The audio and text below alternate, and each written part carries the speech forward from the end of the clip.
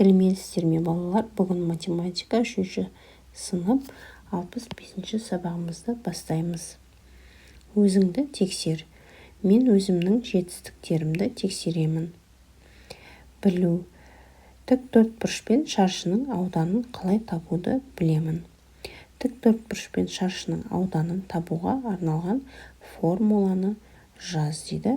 Тік төртбұрыштың формуласы А мен В-ның көбейтіндісі.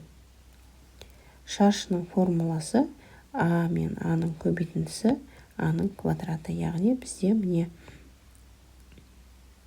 тік төртбұрыш А мен В-ның көбейтіндісі болады. Я шаршыныкі, міне шаршы дегеніміз барлық қабырғалары тең болғандықтан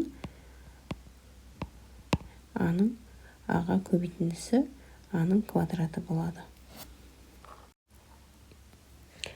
Түсіну. Тік төртбұрыштың және шаршының ауданын табуға арналған формулаларды қалай қолдану керектігін түсіндім. Есепте формулаларды жаз дейді. Бірінші фигураға қарайық. Тік төртбұрыштың формуласы S тең А көбейту В. Бізде S 63, ұзындығы 9 см, енін табуымыз керек. 63 тең 9 көбейту В. Біз енін В деп алдық. В-ны табу үшін 63-ті 9-ға бөлеміз. Сонда ені бізде 7 см шықты. Екінші фигураға қараймыз. Шаршы, шаршының формуласы S тең А көбейту В.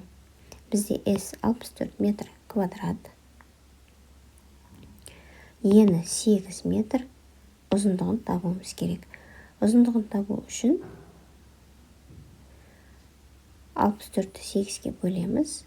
А тең 64-ті 8-ге бөлгенде 8 см шығады. 8 см емес, бұл жерде 8 метр шығады.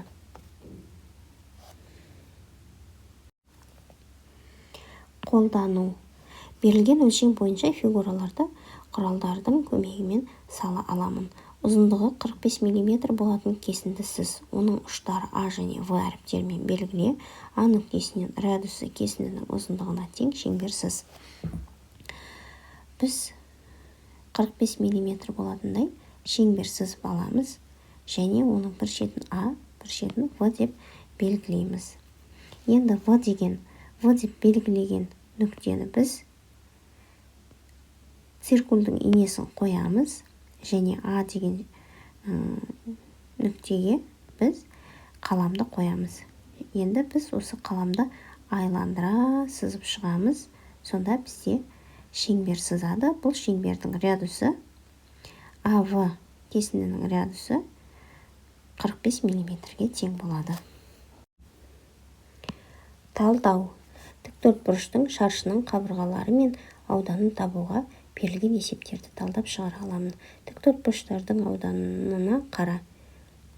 Мүмкін нұсқаларды ата. Бұлардың ішінде шаршы бар ма?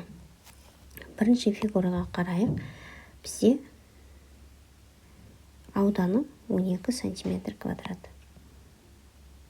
Енді мүмкін болатындай табуымыз керек нұсқаларды. 12 S тең ауданы бізде 12 мен 1-дің көбейтіндісі, яғни 12 А 12, В 1, 12 см квадрат.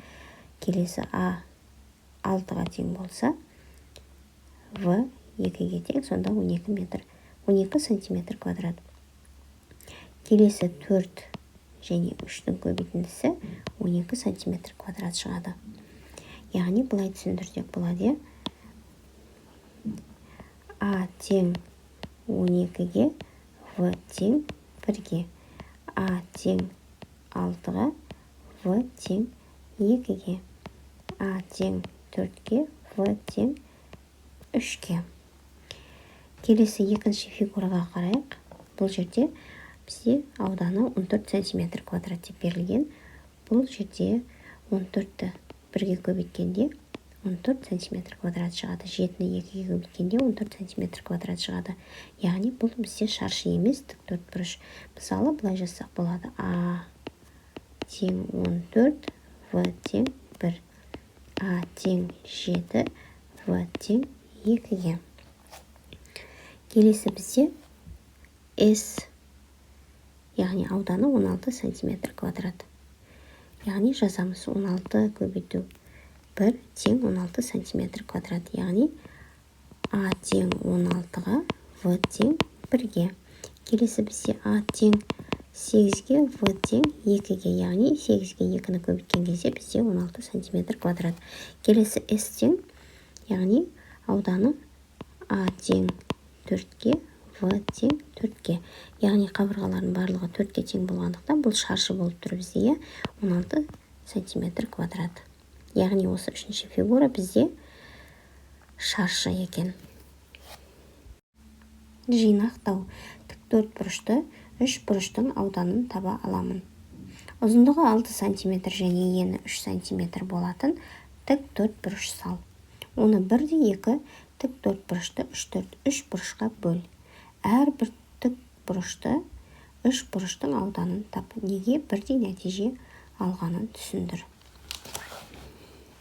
Бізде ауданын табу үшін формуласы жазайық. S тең А көбейту В.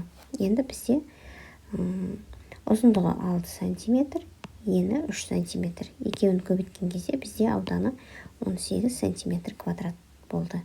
Енді осыларды бірдей 3 бұрышқа бөлеміз. Яғни міне ортасынан бөлдік, сонда 2-3 бұрыш болды. Бірінші және екінші. Енді бұл жерде ауданы 18 сантиметр квадрат еді. Енді 2-ге бөлген кезде 9 сантиметр квадрат, 9 сантиметр квадрат шықты.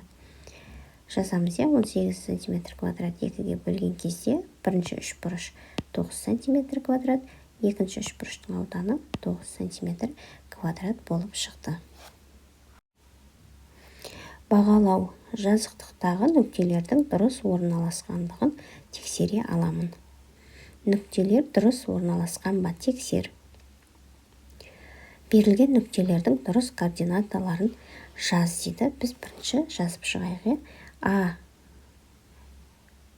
әрпінікі міне 1 мен 2. Д 5 пен 4.